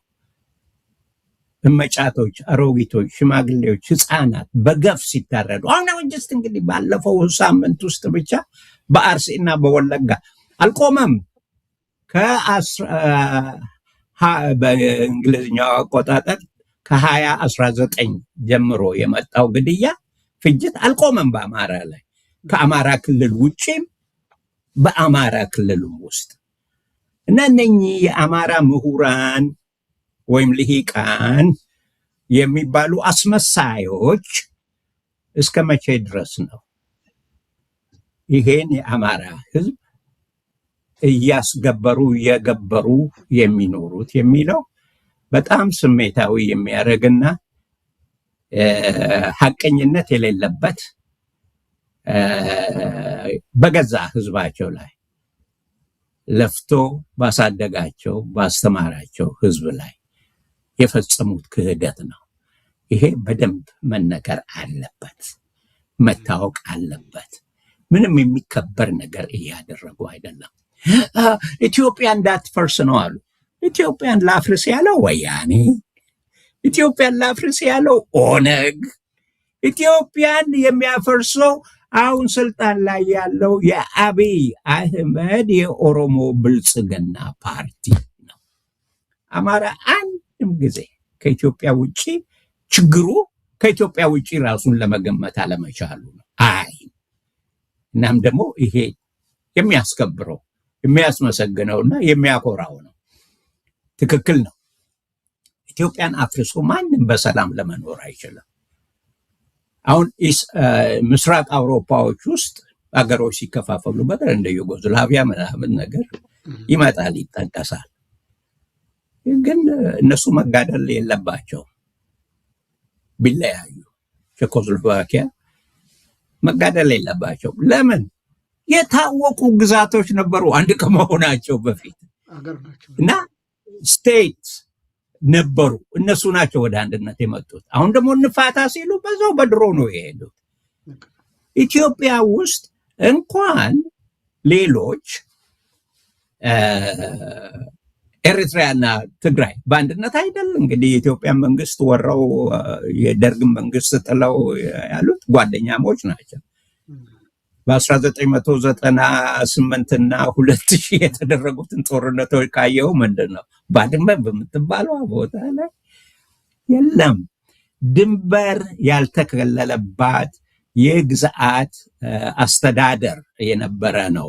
በዘር የተከለለ ድንበር የለም ኢትዮጵያ ውስጥ። ዛሬ የምንከተለው እንደ ድሮ እንደ አውሮፓዎቹ የለም እና ስለዚህ እና አሁን ይሄንን እዚህ ላይ ለመናገር እችላለሁ። አንድ ጊዜ ከኦነግ መሪዎች ጋር ስነጋገር ነበር። በኢሃፓ በኩል ተወክዬ እና የመጀመሪያው ጥያቄያቸው በሬፈረንደም የኛን ችግር ለመፍራት በሬፈረንደም የኛን ችግር ለማስቆም ለመፍታት በሬፈረንደም ታምናላችሁ ወይ? እንዴ ምን ችግር አለ? ሬፈረንደምማ ቆንጆ ነገር ነው። እኛ ሰው የመናገር መብቱ የመምረጥ መብቱ በነፃነት የመኖር መብቱ እንደሚለው ነውና አዎ እንደግፋለን፣ እዛ ላይ ምንም ችግር የለም ብዬ ነው የመለስኩ። እሺ አሉ እና ከዛ በዛ ላይ ትንሽ ተነጋገርንና ከዛ በኋላ ለመሆኑ ይሄ ሬፈረንደም እንግዲህ ሬፈረንደም የሚሆንበት ሁኔታ ማለት እናንተም አሁን ጎንደርም ጎጃምም ወሎም ሸዋም ሄዳችሁ ለአማራ ህዝብ ነግራችሁ ኦሮሞ ለምን የተለየ መንግስት መመስረት እንዳለበት አሳምናችሁ እነሱም እንዲደግፉ የማድረግ መብታችሁ የተከበረ ነው። ለኔም እንደዚሁ ወለጋ፣ አርሲ፣ ባሌ የትም ሄጄ የለም ኦሮሞ ኢትዮጵያዊ ነው ለምን መለየት እንደሌለበት ለመንገር፣ ለማስተማር፣ ለማደራጀት እስከተፈቀደ ድረስ ነው። ሬፈረንደም በእንደዛ ነው እንጂ እንደ ኤርትራ ውስጥ እንደሆነ ባርነት ወይም ነፃነት ብሎ እንዳሉት አይደለም መሆን ያለበት ብዬ አልኩኝ። እና እዛም ላይ ትንሽ ያወያየው ይሄ ነው። ከዛ በኋላ ግን ጠየቅኩኝ እኔ ጥያቄ፣ ለመሆኑ እናንተ በዛን ጊዜ የኦሮሞ ህዝብ ምን እንዲያደርግ ነው የምታስተምሩት? ነፃነቱን እንዲያገኝ ነው ሲሉ እኔ በቃ ምንም አልቻልኩም፣ ልፈነዳ በሳቅ። የቱ ነው በየትኛው ክልል ነው ኦሮሞ ተገንጥሎ ሌላ አገር ለመሆን የሚችለው? ካሁን በፊት አንዱ የነገረኝ አንዱ መሪ ከመስራቾቹ አንዱ ደግሞ ብሏል፣ ለመሆኑ የኦሮሞ መሬት የምትሉት የቱ ነው? አይ የረገጠበት ቦታ ሁሉ የኦሮሞ ነው ብሎኛል። እችን አስታውሳለሁ ሁሉ ጊዜ። ግን እና አያችሁ ያኔ ኢትዮጵያን በዘር ስትከፋፍሉ ሁሉም ጎሳዎች የየራሳቸው ማፕ ይዞ መጡ። ያን የራሳቸው ማፕ ይዞ ሲመጡ ሲደመር ኢትዮጵያን 3 ጊዜ ያጥፋል። እያንዳንዱ ጎሳ የሚጠይቀው መሬት ሲደመር፣ ይሄ ማለት አንዱ የጠየቀውን ሌላኛውም እየጠየቀ ነው ማለት ነው። ኦቨርላፕ ማለት ይደራረባል። ስለዚህ ሁሉም ትንሹም ትልቁም ሲዋጋ ይኖራል። ኢትዮጵያ ከእንግዲህ ይሄ ያስፈልጋታል። እናንተ አሁን ጦርነቱን ታውቃላችሁ፣ እኛም ጦርነቱ ውስጥ አልፈናል። ለኢትዮጵያ ይሄ ይረዳል ወይ? አንድነት ነው የሚረዳው። ቦርደር ምናምን የሚባል ነገር ሳይነሳ ህዝብ በሰላም በጥሩ አብሮ ለመኖር የሚችለው ይሄ ነው ስንነጋገር። አዎ ግን እንግዲህ የሚቀጥሉ ውይይትና ግንኙነት ይሆናል በሚል የዛን ዕለት ስብሰባው በዛ ያልቃል። ዋናው ነገር ይሄ ነው። ኢትዮጵያን ለመከፋፈል አይቻልም። ኦሮሞ አሁን የሳለውን ኦሮሞና ትግራዮች ናቸው አይደለም አሁን የኢትዮጵያን የኤትኒክ የጎሳ ድንበር ፈጥረው የሚሰሩት። እነሱ የሰጡትን ሁሉ ይቀበላል ማለት አይደለም። አማራ አለው አሁን አይደለም፣ አይቀበልም። ወልቃይት የአማራ ነው፣ ራያ የአማራ ነው። እና እንግዲህ በዛ ላይ ልንዋጋ ነው ማለት ነው። ይመጣና በሸዋም ውስጥ እንደዚሁ ይመጣና በመተከል በኩል እንደዚህ እና ሌሎቹ አሁን ጉራጌና ኦሮሞ፣ ሱማሌና ኦሮሞ እንደዚሁ አፋርና ኦሮሞ ሲዋጋ ሊኖር ነው ወይ? እና ይሄ ነው በዚህ በጎሳ የሚያስቡ ሰዎች ሪሊ ዘለቅ አድርገው ዘላቂ የህዝብ ጥቅምን አይመለከቱም። ግን በዚህ ላይ አንደኛ ውይይቶች ከእንግዲህ ሪሊ በዚህ ላይ ቢሰፉ በእነሱ በኩል የቆሙትም እየመጡ እውነተኛ ክርክር ከቅርቃሩ እንዴት እንውጣ ወደሚለው ላይ መፍትሄው ላይ እንመለሳለን። ዶክተር ጌታቸው አመሰግናለሁ። ግን የአማራው ላይ ትኩረት እንዲደረግልኝ የምፈልገው እነኚህ ሳይገባቸው ቀርቶ አይደሉም። ብዙዎቹንም አውቃቸዋለሁ። በኢትዮጵያዊነት ነው መሄድ ያለብን ብለው የሚሉ አማራ ኢትዮጵያን ጠልቶ አያውቅም። አማራ ከኢትዮጵያ ውጪ ለመኖር አይፈልግም። ምክንያቱም ሰላምም እንደማይመጣ ያውቃል። በተከፋፈልን ቁጥር ሁላችንም ደቃቃ ትናንሽ አገሮች ራሳችንን መከላከል ቀርቶ መመገብም የማንችል እንደምንሆን ህዝባችን እንደሚበደል ይሄን በማወቅ በመጀመሪያ ደረጃ ለኢትዮጵያ ዋስትና ያለምንም ተያያዥ ለኢትዮጵያ መቀጠል መኖር ማደግ ዋስትና የሚሆነው የአማራው ህዝብ ነው። አማራውን ተውት። ኢትዮጵያ ላይ እጁን አንስቶ አያውቅም፣ አያነሳ። ኢትዮጵያን ለመጠበቅ ከተፈለገ አማራው ማዳን አለበት እና የአማራ ኤሊት ለአማራ መሰለፍ አለበት በመጀመሪያ ደረጃ ምለው ነው። እና ይሄ ደግሞ ይሄ ጎሰኝነት ጋር እንዳይወሰድብን። ምክንያቱም አማራ ዛሬ አልተነሳም። ሁሉም አማራ እኮ አልተነሳም። በዚህ ገና ብዙ ይቀራል። እስከ ዛሬ ድረስ በአማራነቱ ለመነሳት ችግር የሆነበት ይሄ ኢትዮጵያዊነት የሚባል ነው። ይህ ሆኖ እያለ አሁን እኛን አንገብግቦን እንደምንከራከረው ሄዶ ሰውም ባልነካ ኢትዮጵያን አልፈልግም ያላለ አብይ አህመድ መሪውኖ ሲመጣ ቮት አድርጎለት እኔ አዲስ አበባ መጥቼ ነበር በ2018 እና 19 ነው። ባህር ዳርም ጎንደርም ሄጃለሁ። ባጃጆች ላይ የሚታዩ ስዕሎች የእናቶች ጸሎት አምላካችንን እነኚህ ልጆቻችንን በሰላም አሳድረ ለነገ አብቃልን ይላል። የማንም መሰለ የለማ መገርሳንና የአብይን ፎቶግራፍ እያደረጉ አማራ እናቶች ለነኚህ ይጸልዩ ነበር። እና በአማሮች በኩል ለነሱ የነበረው ይሄ ነው። ዘረኝን ጥላቻ የለም። ለምን ኦሮሞ ሆኖ ይገዙናል የሚል ነገር የለም።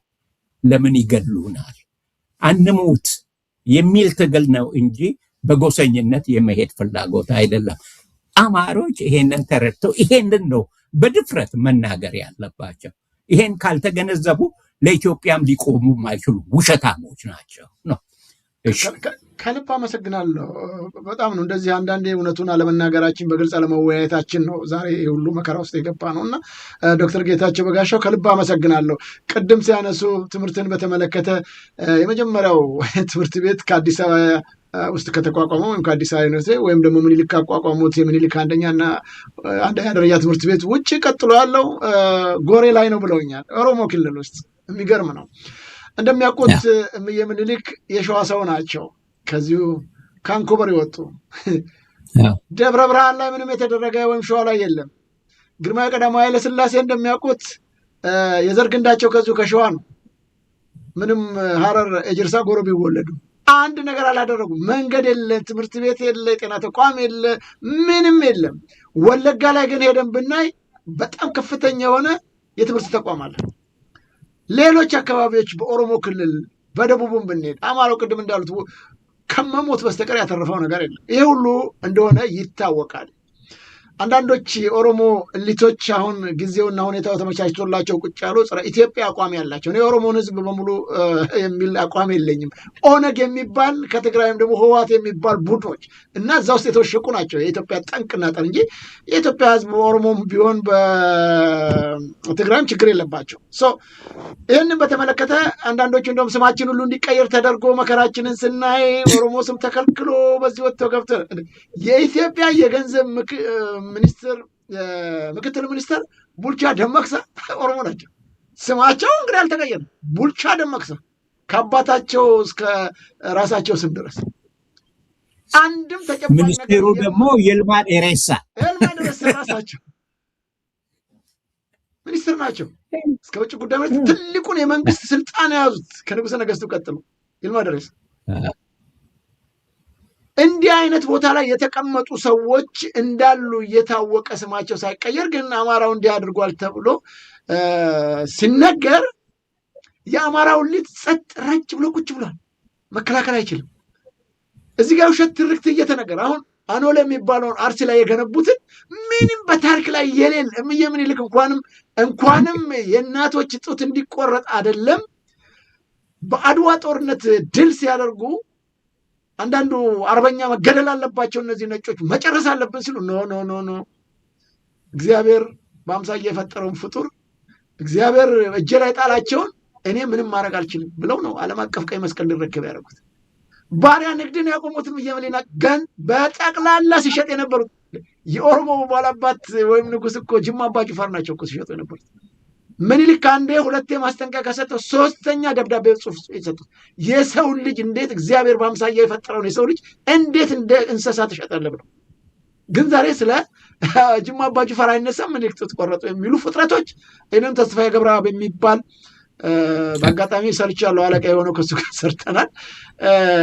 የጻፈው የትርክት የውሸት ትርክት ይሄውና ዛሬ ሀገራችንን እንዲህ አይነት መስቀልቅል ችግር ሲከቱ እንዴት የአማራው እሊት ስህተት ነው ማለት ያዳግተዋል፣ ያቅተዋል። ወደዚሁ እንምጣ እንግዲህ። እዚሁ እየዞርኩኝ እዚሁ አማራው እሊት ላይ ነው የመጣሁት። እርሶ በቪዥን ኢትዮጵያ ውስጥ ፕሬዚዳንት ነኝ ብለዋል። እዛ በጣም ብዙ ምሁራኖችም አሉ ብለው ገልጸውልኝ ነበር። እርሶም ፕሬዚዳንት ነኝ ብለዋል። እንግዲህ እነዚህ ምሁራኖች የተሰባሰቡበት ነው። በዚህ ጉዳይ ተነጋግራችኋል ወይ? አማራው ይኸው ግፍና መዓት እየበዛበት ነው። ቅድም እንደገለጹት አትግደሉኝ ነው የሚለው። የለማና ያብይን ትላንት የተመረጡ ልጆች እንኳን ሳይቀር አሁንም መሪያችን እያሉ የሚጸልዩ እናቶች ያሉበት አገር ነው። 99 100% የመረጠው አማራው ነው ከኦሮሞ ይልቅ። እንደውም በኦሮሞ ክልል እኮ ምስጋና ሲሰጥ ምናምን አልሄደም እኮ አላደረጉለትም እኮ። የአማራው ህዝብ እኮ ነው የተቀበለው እኮ። ባህር ዳር ድረስ ጎንደር ላይ የት እየሄደ እንደፈለገ ደሴ ላይ ምናምን የአማራው ህዝብ እልል እያለ ያስተናግደው እና ይሄ ሁሉ ነገር የተፈጸመበትን ሁኔታ የሚያውቁ እርሶ እንግዲህ በፕሬዝዳንትነት የሰበሰቡትና የአማራ ምሁራን በዚህ ችግር ላይ ተወያይቶባታል ወይ? ምን እናድርግ ከዚህ በኋላስ በሚል ያደረጋችሁት ነገር ይኖር? ብዙ ጊዜ በጣም ውስን ሰዎች ናቸው፣ እርስዎንም ጨምሮ የተወሰኑት እነ ዶክተር አክሎግ፣ እነ ዶክተር ተሾመ፣ እነ ዶክተር ሰናይት። አሁን ደግሞ እንግዲህ ልጅ ኢህአዴግ ሲገባ 11 ዓመት ልጅ ነኝ ብላኛለች ኢንተርቪው ሰረከታ እንዴ እሷ ትናንሽ ልጆች ጭራሽ እና በንጉሠ ነገሥት ጊዜ የነበራችሁ ሁሉን ነገር የምታውቁ ይሄ ችግርና መከራ ህዝባችን ላይ እንዳይመጣ ታሪክንም ጭምር የምታውቁ ሂደቱንም የምታውቁ ሰዎች በአማራ ጉዳይ ላይ ምን ያደረጋችሁት ነገር ይኖር ይሆን ዶክተር?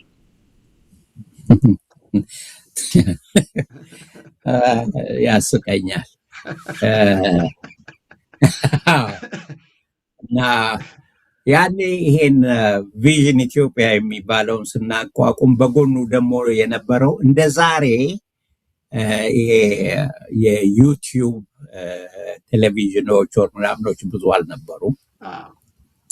ግን ፓልቶክ የሚባል እነሱ ሁሉ ሳይቀሩ ዞሬ እናገር ነበር። ይሄን የአማራው ምሁር የወለደውን ያሳደገውን ለዚህ ያደረሰውን ደሃ ህዝብ ከዳ ብዬ ስናገር እንደ አማራ ህዝብ በምሁሩ የተከዳ የለም።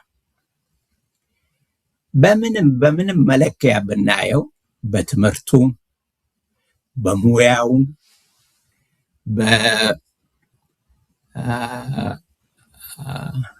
ይቅርታ ኮምፒውተር ላይ እና በደረሰባቸው ደረጃዎች በአገር ውስጥ እንተውና በዚህ በውጪ የአማራን ያክል የለም። እና እነኚህን ስብሰባዎች ለማዘጋጀት ስንፈልግ አሁን ቪዥን ኢትዮጵያ በተለያዩ ርዕሶች ላይ ስናደርግ ለማድረግ ስንፈልግ እየዞርን መለመን መጠየቅ ነበረብን እነኚህ ምሁራኖችን፣ የአማራ ምሁራኖችን። ቪዥን ኢትዮጵያ ነው እንጂ ቪዥን አማራ አይደለም። ግን በደል ደግሞ እየበዛ የመጣበት አማራው ላይ ነው እና አማራ ተኮር የሆኑ አጀንዳዎችን እናስቀምጣለን። በዛን ጊዜ ግን ከሁሉ ሊገርምህ የሚችለው በውጭ ያሉት መጥቶ እንዲሳተፉ የምንጋብዛቸው መሽኮርመማቸው ቀርቶ በራሱ በቪዥን ኢትዮጵያ አመራር ውስጥ ትልቅ ችግር ተነሳ። ትልቅ ችግር፣ ያውም ደግሞ በአማሮች የአብይ አገልጋዮች ሆኑ። በእኛ ውስጥ የሱ ስም እንዳይጠቀስ በመግለጫዎቻችን ላይ መንግስት እንዳይወቀስ በመግለጫዎቻችን ላይ የሚሉ ሁሉ ብቅ ብቅ ማለት ጀመሩ። ስመለከት በእርግጥ ምንም የተከበረ ዓላማ የሌላቸው የግል አጀንዳ የግል ፍላጎት ያላቸው አሁን ቪዥን ኢትዮጵያ ያኔ ወደ ኢትዮጵያ ስንሄድ እኔ እንግዲህ በተገኙት መድረኮች ላይ የምናገረው ይሄን የምናደርገው በራሳችን ገንዘብ ነው። ከመንግስት ምንም አልጠየቅንም፣ ምንም አይደረግልንም። እኛ በራሳችን ሪሶርስ ነው ይሄን የምናደርገው እና ዓላማችን ተከልክለን ነው እንጂ አገራችንና ህዝባችን ስለምንወድ ይሄ ቪዥን ኢትዮጵያ የሚባለው ነገር እንደው ውጪ አይደለም መሆን ያለበት፣ አገር ውስጥ ነው መግባት ያለበት። ምስጋና ይግባቸው ዶክተር አብይ ፈቅደውልን ገባን ብዬ አመስግኜ እና በአሁን ከዛም ባለፈ ደረጃ ኢትዮጵያ ውስጥ ሆነን ለመስራት ነው የምንፈልገው። ብዙዎቻችን በዩኒቨርሲቲዎች አካባቢ ያለንን ሳባቲካል የሚባል እየተከፈለን የአንድ ዓመት እረፍት ሁሉ አለን። በዛ ጊዜ እየመጣን እዚህ ያሉ ዩኒቨርሲቲዎች በነፃ እናስተምራለን፣ በነፃ እናገልግል ነው። እንደዚህዎች እንል ነበር እና ብዙ ነገሮች የተደረጉ ነበሩ እና ነገሩ አገርን የማገልገል እንጂ ለራስ መጠቀም አያስፈልግም። ለራሳችን ምንም ጥቅም መፈለግ የለብንም። እዚህ ሰርተን ያገኘነው ያከማቸነው ሀብት አለ፣ እሱ በቂ ነው። በየዓመቱ ይከፈለናል። በየማን ነው ጡረታ ከወጣን ጡረታችን ከዚህ ከክፍያችንም በምንም አያንስም። የሚገርም ነገር እና በደንብ አንደላቆ እዛ ሊያኖረን ይችላል። እንደዚህ ሳባቲካል ኦር ሊቭ ኦፍ አብሰንስ የሚባሉትን ከስራ በፍቃድ መቅረትን እየተጠቀምን ሀገራችን መሰረት እስኪትይዝ ድረስ እንርዳ ብለን ስንል በነፃ እናድርግ ስንል በዛ ስር እየተሽለኮለኩ ለራሳቸው ጥቅም ለማግኘት የሚሞክሩ ነበር። እነኚህ ነበሩ በጣም ለኛ ችግር የነበሩት በእኛ ውስጥ። ቪዥን ኢትዮጵያ የተቋቋመበትን ነገር እንዳያደርግ የመንግስት ተቀጥያ የአብይ መንግስት ተቀጥያ እንዲሆን ለማድረግ የፈለጉት እና የእነሱን ፕሮግራም ቪዥን ኢትዮጵያ እንዲያስተናግድ በተለይ ደግሞ እንግዲህ ኢዜማ የሚባለው የሱም አገልጋዮች ነበሩ እኛ ውስጥ። እነሱ ችግር ገጠመን እና የተፈለገውን ያህል ዶክተር ይቅርታ ዶክተር ጌታቸው እዛ ላይ ተሰባሰባችሁት የአማራ ምሁራን ናችሁ ወይስ በአጠቃላይ ኢትዮጵያዊ ምሁር ነው? እዚህ ቪዥን ኢትዮጵያ ላይ ተሰባሰቡ ኢትዮጵያዊ በዴሞክራሲያዊነት ያው በኢትዮጵያ አንድነት የሚያምኑ በህዝብ እኩልነት የሚያምኑ ስልጣን የሚመጣው ከህዝብ እንጂ ከጠመንጃ አፈሙዝ ነው ብሎ የማይመለከቱ ብለን ብቻ በአብዛኛው እኔ በማስታውሰው ካለ አንድ ጉራጌ በስተቀር ሁሉም አማሮች ነበር። የሚገርም ለምንድን ነው ሌሎቹ ያልመጡት? በተለይ ኦሮሞና የትግራይ ኤሊቶች ለምንድን ነው እዚህ ውስጥ መግባት ያልፈለጉት? እየለመናቸው እንኳን እዚህ ውስጥ ገብተው መሳተፍ እዛ ላይ ቀርበው መታችሁ የራሳችሁን ፕሮግራም የራሳችሁን ዓላማ ተናገሩ፣ እኛ መድረክ ነው የምንሰጣቸው። ግን ከዛ ጋር ተያይዘው ጥያቄ አለ፣ ጥያቄ ደግሞ እንድትመልሱ እና ከኢትዮጵያ ህዝብ ጋር እንድትነጋገሩ ብለን ሪሊ ብዙ አቅርበናል። ዶክተር ዲማ ነገው ቀርቧል በመቅረብ ደረጃ። ዶክተር ስቄል ጋቢሳ ቀርቧል። ሌንጮ ባቲ ቀርቧል።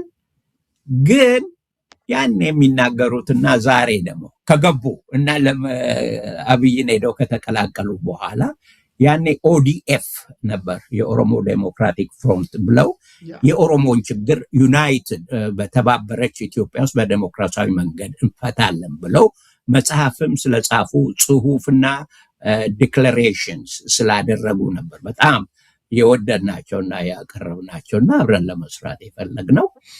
ግን አዲስ አበባ እንደገቡ አቤት ፈቃደኛ አልሆኑም። ግን ከእናንተ ጋር አብረው ለመቀጠል ኖ መቀጠል አይደለም አደናቃፊም ነው የሆኑት እንጂ ታዲያ ከኢትዮጵያ ቪዥን ኢትዮጵያ ከኢትዮጵያኖች ምሁራን ይልቅ የአማራ ምሁራን ብሎ ለምን አልቀጠለም?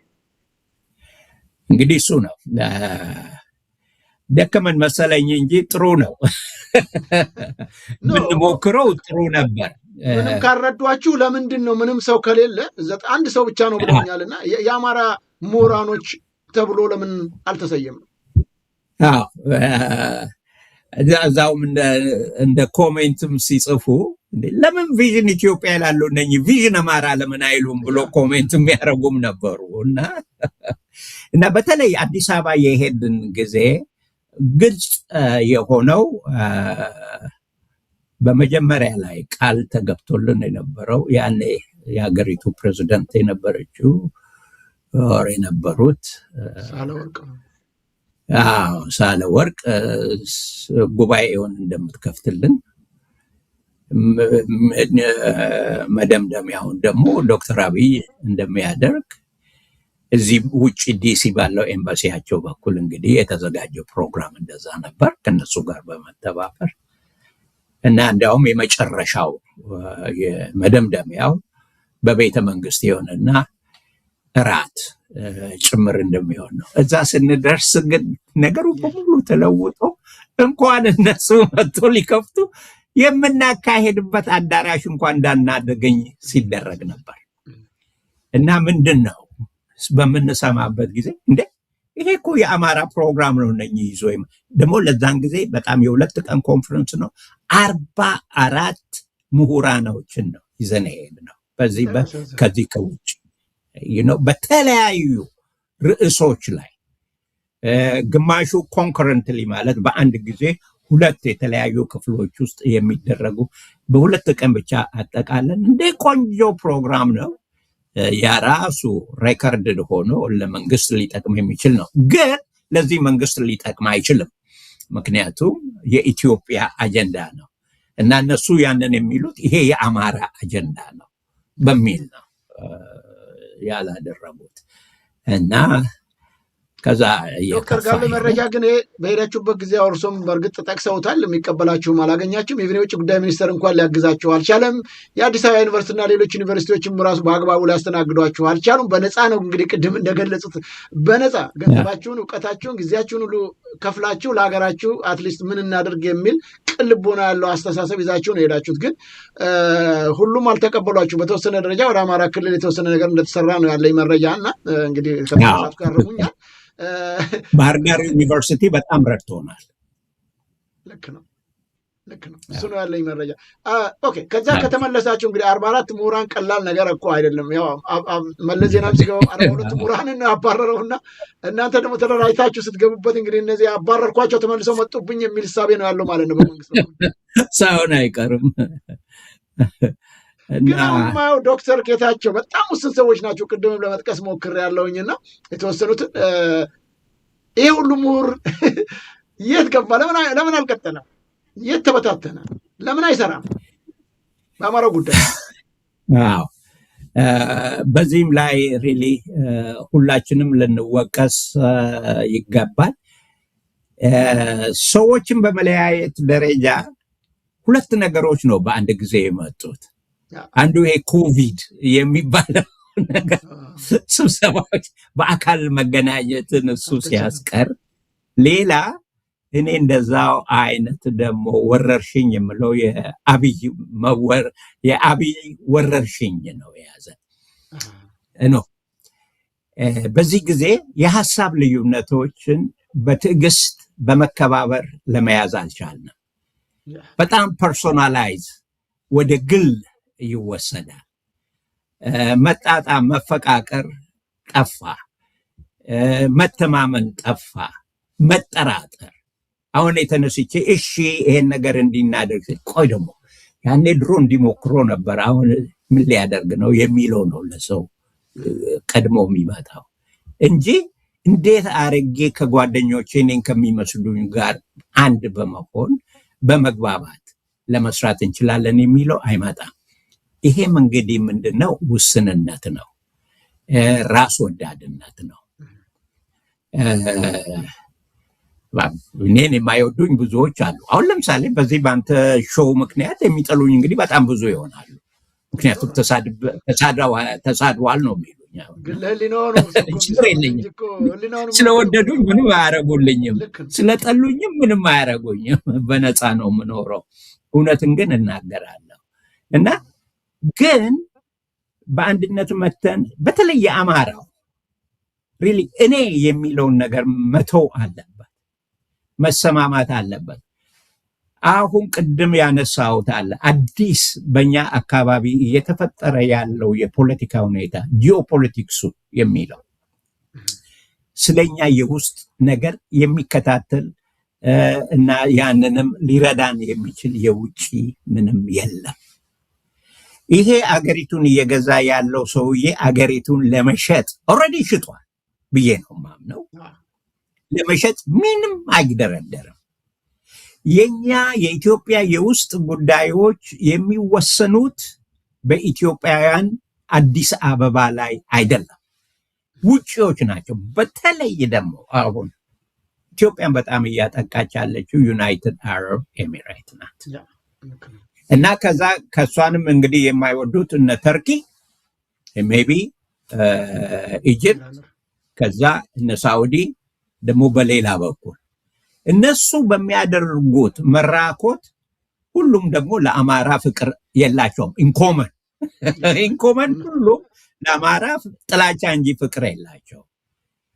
ይሄንን እያየን አማሮች በአንድነት በመሰብሰብ በሚለያዩ ጥቃቅን ነገሮች ላይ ከመከፋፈል እና ልክ ደግሞ የአማራ ባህል የሚባል አለ፣ መከባበር።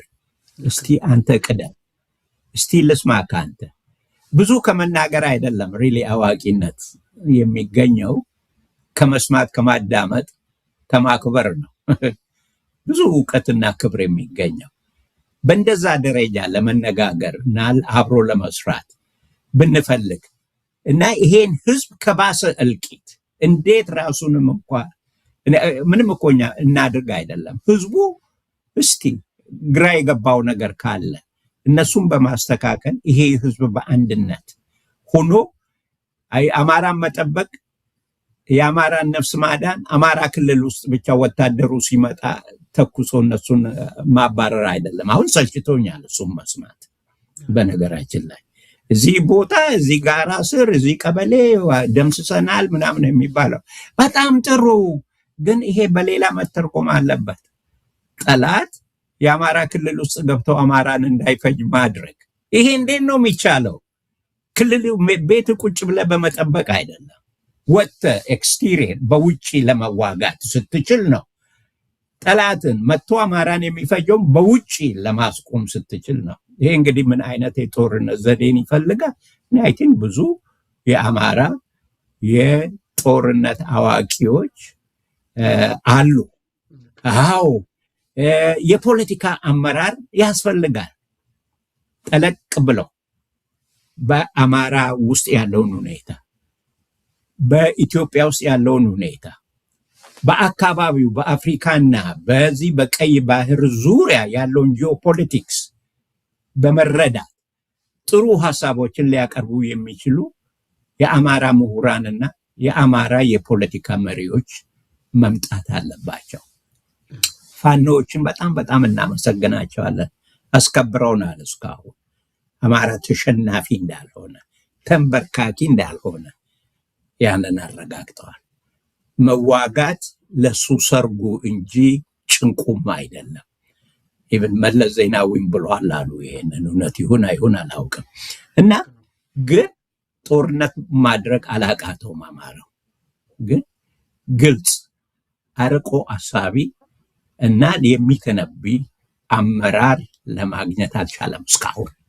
ይሄ ነው እና ይሄን ለመፍጠር ደግሞ የሚቻለው ለምሳሌ እንደዚህ እንደ ቪዥን ኢትዮጵያ ያሉት ባላቸው ተደራሽነት እንግዲህ የአማራ ምሁራኖችን እየሰበሰቡ እንደገና ማቀራረብ፣ ማነጋገር እና ምናልባት ዘውዱ ሾው እኔን ችግር ውስጥ ከቶኛል ታዲያ ለምን አታረግም የሚባል ነገር እንዳይመጣ እና እንደዚህ አይነት ነገር ላይ ማሰብ ያለብንና መስራት ያለብን ይመስለኛል ነው።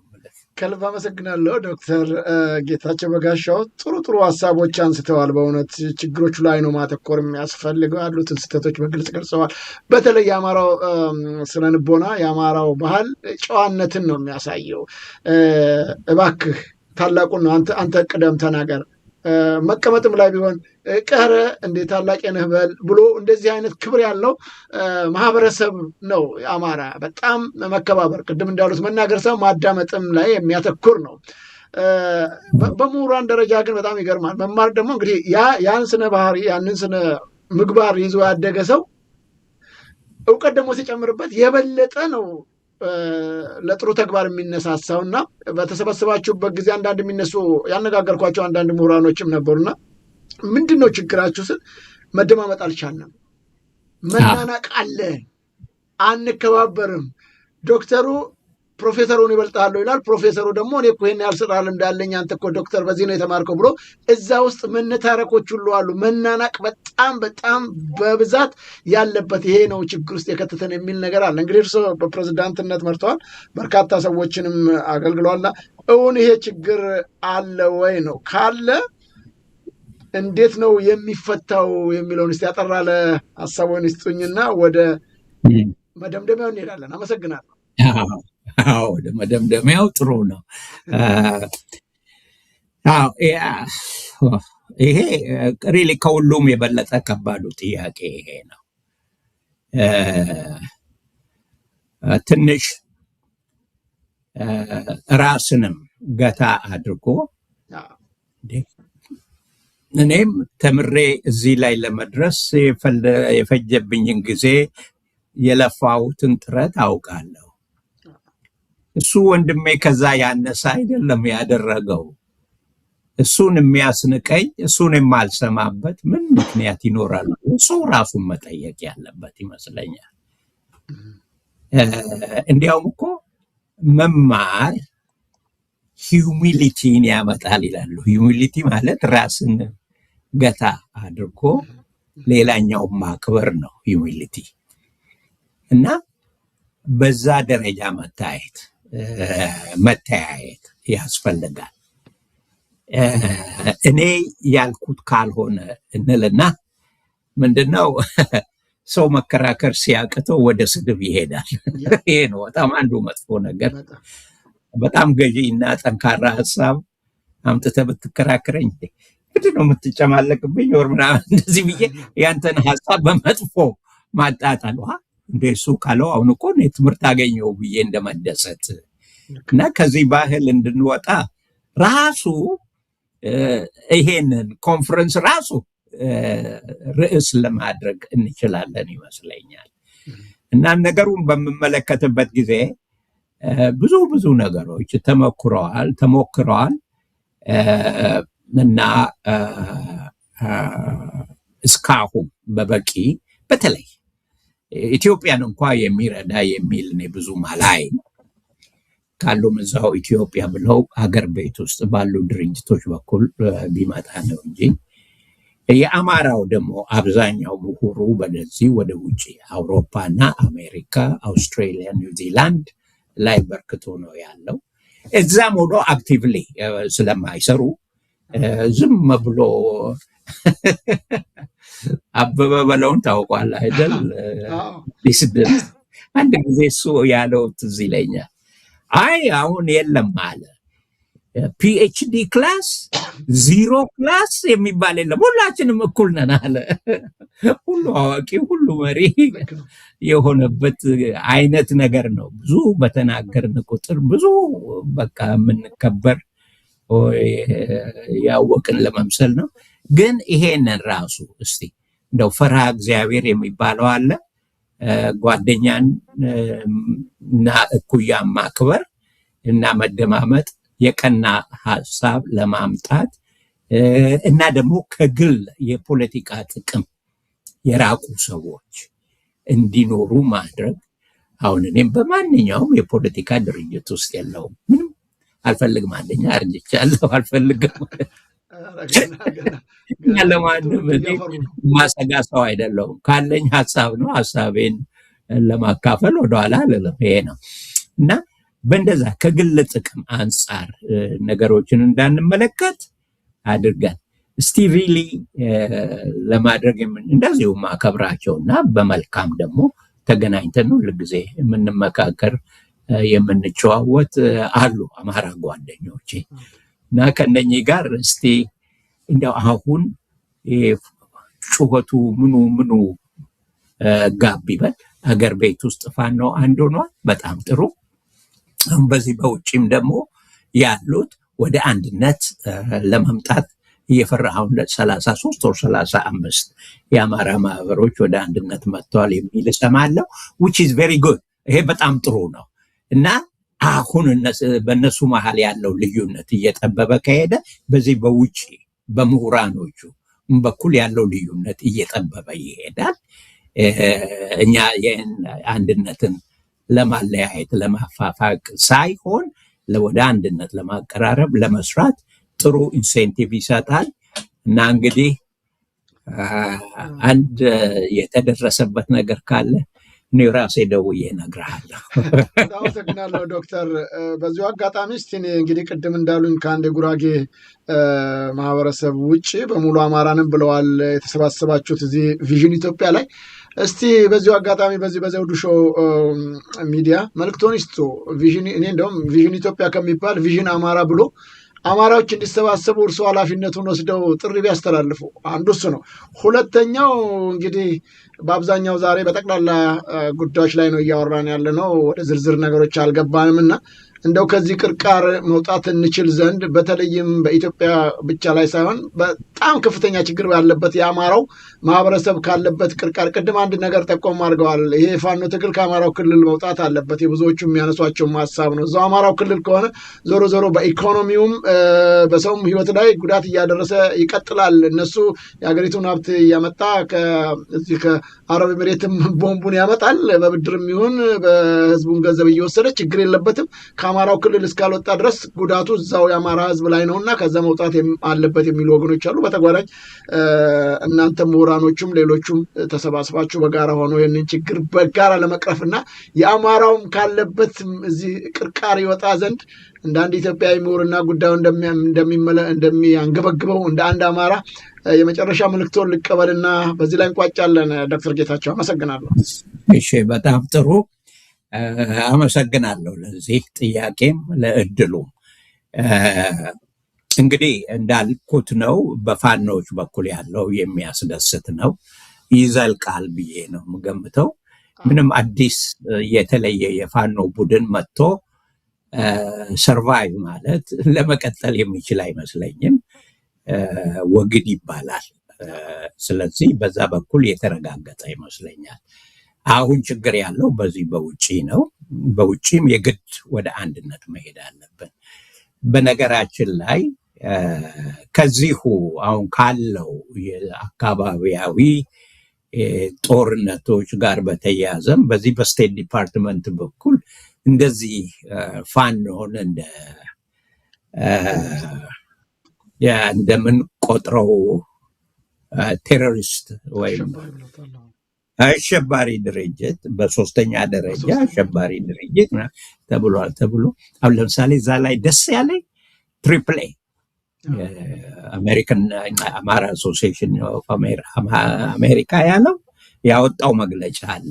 እንዴት በጣም ቆንጆ ጥሩ አድርጎ የተከረ ያሉ አሁን እንደነሱ አይነቶቹን መርዳት እነሱን ከፍ እንዲሉ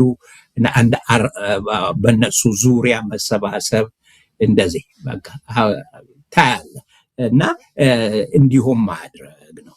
በሌላ በኩል ግን እነኚህ ሰዎች ሊሰሩ በሚችሉባቸው የራሳቸው መንገዶች እየሰሩ ነው። እየተሰራ አይደለም ለማለት አይደለም፣ እየሰሩ ነው። ግን አመርቂና ደግሞ ሁሉን በአንድነት አምጥቶ ኃይል የሚሰጥ አልሆነም ነው። ይሄ እንዲሆን ደግሞ የምሁሩ ሚና ትልቅ ነው እና ስለዚህ ይሄ አንተ ብቻ አይደለም።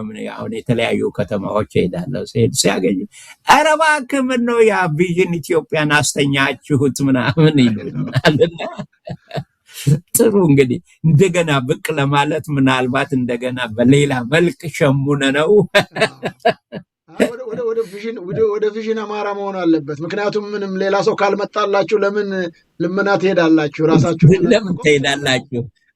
ደግሞ ምንም ነውር የለበትም። ቆንጆ ነው። ሪሊ ቪዥን አማራ ማለት በዘር እኮ ተደራጅተዋል እኮ ዶክተር ጌታቸው ህገ መንግስቱ ጭምር። የአማራ ላይ ሲሆን ብቻ እኮ ነው እንደው እንደ መጥፎ ነገር የሚታየው።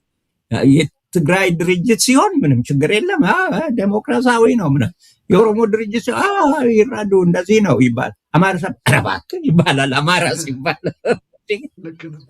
እኔ እኮ እሱን ለመስበር እየሰበር ነው፣ ግን በበቂ አይደለም።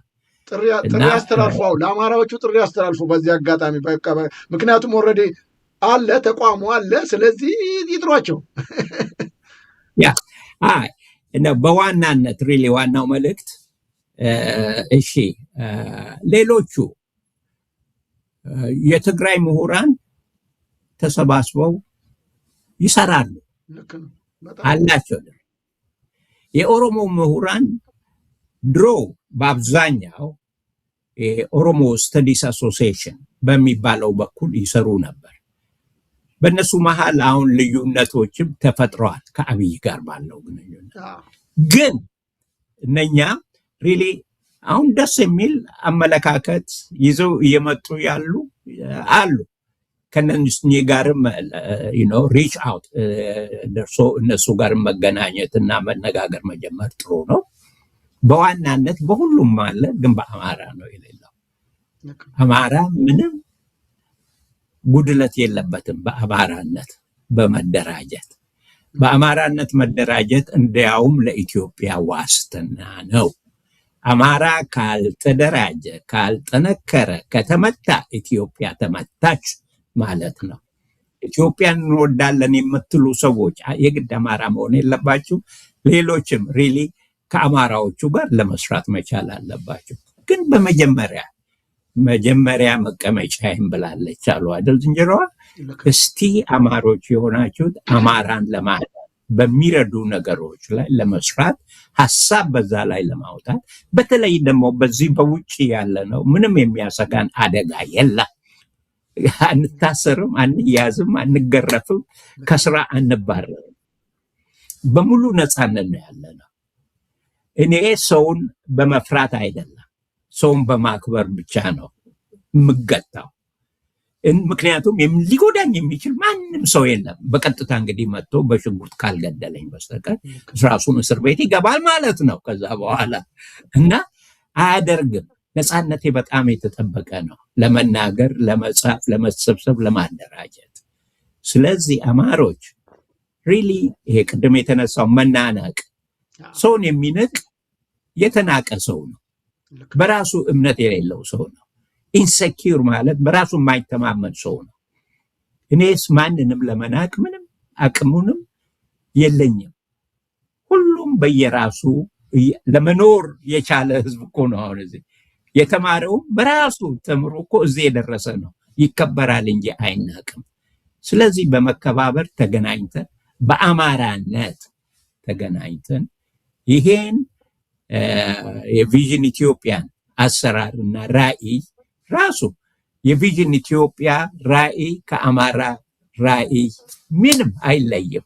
እውነቱን ለመናገር የአማራና ኢትዮጵያዊነት ቪዥን ኢትዮጵያ ስለ ኢትዮጵያዊነት ነው። ስለ ኢትዮጵያዊነት የሚነገረው ከአማራነት ጋር የሚሄድ ነው። ወይ አማራነት ያንን የቪዥን የኢትዮጵያዊነትን ስሜት የሚገልጽ ያንን የሚያስከብር ነው እና ስለዚህ ምንም የሚያሳፍረን ነገር የለም። በአማራነት ወደ አንድነት መጥተን ለመስራት መዘጋጀት። በቀረችን ትንሽ ጊዜ ምንም ቢሆን እንግዲህ ተምረናል፣ አንብበን አንዳንድ ነገሮችን በጭንቅላታችን ውስጥ ይዘናል።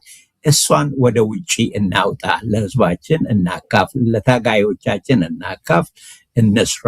ለእኛም ጥሩ ነው እንግዲህ እኔ በአጠቃላይ የምለው በጣም በጣም በጣም አመሰግናለሁ ዶክተር ጌታቸው በጋሻው ሰፊ ትንታኔ ነው የሰጡን። ወደፊትም ተስፋ አደርጋለሁ በተለይም ይሄ የአማራ ሊቶች ተሰባስበው ጥሩ የሆነ መረጃዎችን ይዘው እንደሚመጡና በሰፊው እውቀትና ልምዳቸው እንደሚያካፍሉ ሌሎችም ማለት ነው። በተመሳሳይ ሁልጊዜ እርስዎንና የተወሰኑ ሰዎች የምናስቸግርበት ነገር የለምና ተስፋ አደርጋለሁ ይህንን ጥሪ ሰምተው ብዙዎቹ በቅርቡ ከእርሶ ጋር ይነጋገራሉ ብዬ ተስፋ አደርጋለሁኝ። ተስፋ መቁረጥ የለቦትም፣ ይበርቱ ነው የምለው። እንደው ምናልባት አንድ ደቂቃ ልስጦት አንተ ካነሳው ነገሮች ውጭ እንደው ይህንን ልበል የሚሉት ነገር ካለ። አመሰግናለሁ። እኔ ጥያቄዎችን ጨርሻለሁ። እሺ መልካም። አይ ከሞላ ጎደል እኔ ጠቃሚዎች ናቸው ብዬ የማስባቸው ነገሮች ሁሉ ተነስተዋል። ግን ያልተነሳ አንድ ነገር አለ። ይሄኛው የዚህ የስልጣን ሽግግር እንዴት ሊመጣ ይችላል? ስለ ሽግግር መንግስት ሲወራ ሰማለሁ እና ደግሞ ያውም በዚህ በኢትዮጵያዊነት የተደራጁት ናቸው በዛ ላይ እና የሽግግር መንግስት አሁን ቶሎ መመስረት አለበት። መንግስት ሳይወድቅና ሳይፈርስ መሆን አለበት። አገሪቱ ያለ መንግስት እንዳታድር ብለው ሲናገር ግን ይላሉ በዚህ የሽግግር መንግስት ውስጥ ደግሞ ፋኖ መኖር የለበትም ብሎ ሲናገሩ ሰማለሁ። በጣም ያስቁኛል። ምን ያህል አንደኛ ወይ አማራ ጠልነት፣ ፋኖ ጠልነት ወይ ፍራቻ ሊሆን ይችላል፣ ወይም ደግሞ ምንም ያለ መገንዘብ ይመስለኛል። ይሄ ያለው መንግስት እንዳልኩኝ ቅጥረኛ መንግስት ነው፣ ተላላኪ መንግስት ነው። እኛ እኮ ይሄ ሊገባን ይችል የነበረው አብይ ለፓርላማው ፕሮጀክቶቹን እንዲገለጸና ማንም ሰው እንዳይጠይቀኝ ገንዘቡ ከየት መጣ ከየት ምናምን ነው ብሎ ማንም እንዳይጠይቀኝ ስለ ገንዘብ ያለው ቀን እንዴ በኢትዮጵያ ስም የሚገኝ ገንዘብ ፓርላማው ካላወቀው ካልመረመረውና ካላጸደቀው መንግስት አለ? ይሄ ሰውዬ መንግስት ነኝ ነው ያለው።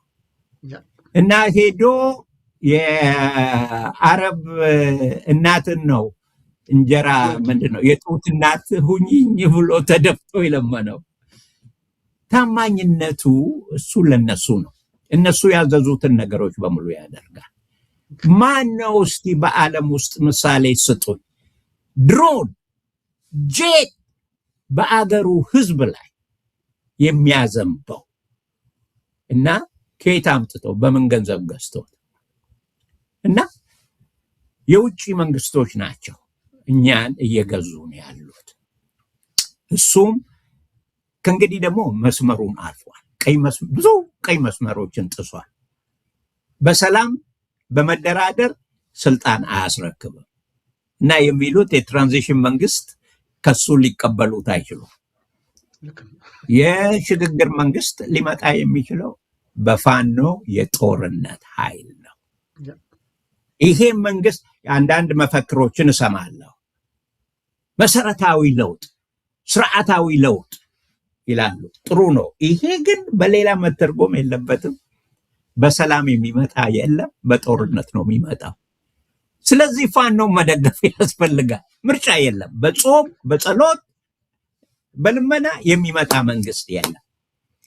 ይሄን የሽግግር ይበሉት ጊዜያዊ መንግስት ይበሉት ወይም ዘላቂ የፈለገውን መንግስት ይበሉት ሊመጣ የሚችለው በፋኖ ብቻ ነው። ስለዚህ ሁሉም ፋኖ መርዳት አለበት። ሁሉ ሶማሌው፣ ጋሞው፣ ወላይታው ሁሉ ከፋኖ ጋር መተባበር አለባቸው። ለነሱ በተለይ ደግሞ በጣም አስፈላጊ ነው። የኦሮሞማ እንደ አይዲዮሎጂ በዛ የሚመሩ ከሆነ ይሰለቀጣል፣ ያጠፋል፣ ሁሉን ይውጣል። ኦኬ ይጠፋሉ እነኚህ። አሁን እኮ ሁልጊዜ ችግር እንዳለ ታያላችሁ፣ እየወሰዱባቸው ቦታዎቻቸው ተስፋፊነት እና ከዚህ ሁሉ ለመዳን ምንድነው ፋኖ ተዋግቶ ማሸነፍ አለበት። አማራውን በዚህ ላይ መዘናጋት የለበትም። እና ይሄ መንግስት ሰላምን የማይፈልገው ወይም በመዋዋል የማያስረክበው ለምንድን ነው? ብዙ ወንጀሎችን ፈጽሟል። በእነኚህ ወንጀሎች ደግሞ ይከሰሳል። በሉ ህዝብን ፈጅቻለሁ በሉ እኔንም ፍጁኝ ብሎ እጁን አይሰጥም። ሳይመቸው የማይችልበት ጊዜ ሲሆን ያዘጋጃቸው ቤቶች በብዙ ቦታዎች አሉ። ከአዲስ አበባ በሄሊኮፕተር ተነስቶ የሚወጣበትን ቦታ ሁሉ አዘጋጅቶ ነው ያለው አይደለም እንዴ? እና ይሸሻል። ያ እስኪሆን ድረስ ያ እንዲመጣ ለማድረግ እንዲሸሽ ከተቻለ ብንይዘው በጣም ቆንጆ ነበር። አያዝም፣ ያመልጣል። ግን ይሄ ያላቸው ውዥንብር ኮንፈረንስ እያሉ የተሳሳተ ሀሳብ እያመጡ ሰውን የሚያሳስቱበት አሁን ያለፈው አለ ነግራጅ አያስፈልግም። ግን ፋኖ የሌለበት እንደዚህ እንዴት ታመጣላችሁ ቢባሉ የማይመልሱት ነውና እንደነኛ አይነት ነገሮች እነሱን ከዛ ቢቆጠቡ ትግሉን ወደ አንድ አቅጣጫ ለመምራት እንዲቻል እና በሰላም የማይፈታ መሆኑን መረዳት ብዙ እልቂት እንዳይመጣ እንዴት አድርጎ መደራጀትና መታገል እንደሚያስፈልግ በዛ ላይ ነው መነጋገር ያለብን። አመሰግናለሁ። ከልብ አመሰግናለሁ ዶክተር ጌታቸው። እግዚአብሔር ይስጥልኝ ስለ ጊዜዎትን ቆጥበው ባለችት አጭር ሰዓት ላይ ነው ባኮትን ብዬ ግን በጣም ብዙ ሰዓት ወስጄበታለሁ። ስለ ምክሮም ስለ አስተያየቶም ልምዶንና እውቀቱን ስላካፈሉን በጣም አመሰግናለሁ። እግዚአብሔር ይስጥልኝ። እግዚአብሔር ይስጥልን። ደህና ቆየልን። ክቡራን ተመልካቾቻችንና አድማጮቻችን ስትከታተሉ የነበሩት ከዶክተር ጌታቸው በጋሻው ጋር ያደረግነውን ሰፊ ውይይት ነው። ልምዳቸውንና እውቀታቸውን አካፍለውናል። እንግዲህ በተቻለ መጠን ቅድም ለመግለጽ እንደሞከርኩት በዚህ በቪዥን ኢትዮጵያ የተሰባሰባችሁ የአማራ ምሁራኖች አሁንም ጊዜው አልመሸም። ስለዚህ በተቻለ መጠን ተሰባስባችሁ በዚሁ ማህበር ውስጥ በአማራ ጉዳይ ላይ ንቁ ተሳትፎ እንድታደርጉ የዘውዱ ሾው ሚዲያም ጥሪ ያቀርባል። በተቻለን መጠን አማራው ካለበት ችግርና መከራ እንዲወጣ የእናንተ ድርሻና ኃላፊነት በጣም ትልቅ ነውና መሰባሰብና መስራት ይጠበቅባችኋል እንላለን። በቀጣይ የተቀደሰ ዓላማና ሀሳብ ተሳክቶ ሁሉም መልካም እንደሚሆን ተስፋ እናደርጋለን። እኛም ተሰባስባችሁ የአማራውን መጠንከር መጎልበት የእናቶቻችንን ሞት፣ ስደት፣ እንግልት፣ መከራ የሚገላግል ሀሳብ በማምጣት የበኩላችሁን ድርሻ እንድትወጡ ጥሪ በማቅረብ ሀገራችን ካለችበት መቀመቅ ችግር ውስጥ ወይም ቅርቃር ውስጥ እንድትወጣ ትልቁ ድርሻ እናንተም ነውና በርታ። ይሄ ብቻ አይደለም፣ መላው ኢትዮጵያኖች ሀገራችን ጉዳይ ያሳስበናል የምትሉ በፋኖን በማገዝ በመርዳት በኩል የበኩላችሁን ጥረት አድርጉ እያልን የዘውዱ ሾው ሚዲያ እንግዲህ ከዶክተር ጌታቸው በጋሻው ጋር ያደረግነውን ሰፊ ውይይት በዚህ ቆይተናል። በሌላ ጊዜ በሌላ እንግዳ እስከምንገናኝ ሰላም ጤና ስጥልኝ እያልኩ የምሰናበታችሁ ይህን ዝግጅት እስካሁን ከእናንተ ጋር በማቅረብ አብሬያችሁ የነበርኩትን የዘውዱ መንግስት የነበርኩ። መልካም ጤና ስጥልኝ።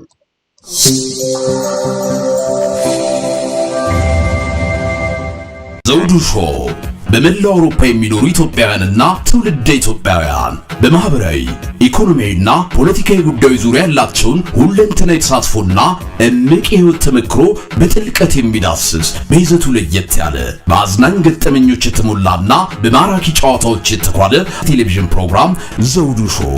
ቁም ላለው ቁም ነገር ሲሹም ለተዝናኖት በያሉበት ዘውዱ ሾው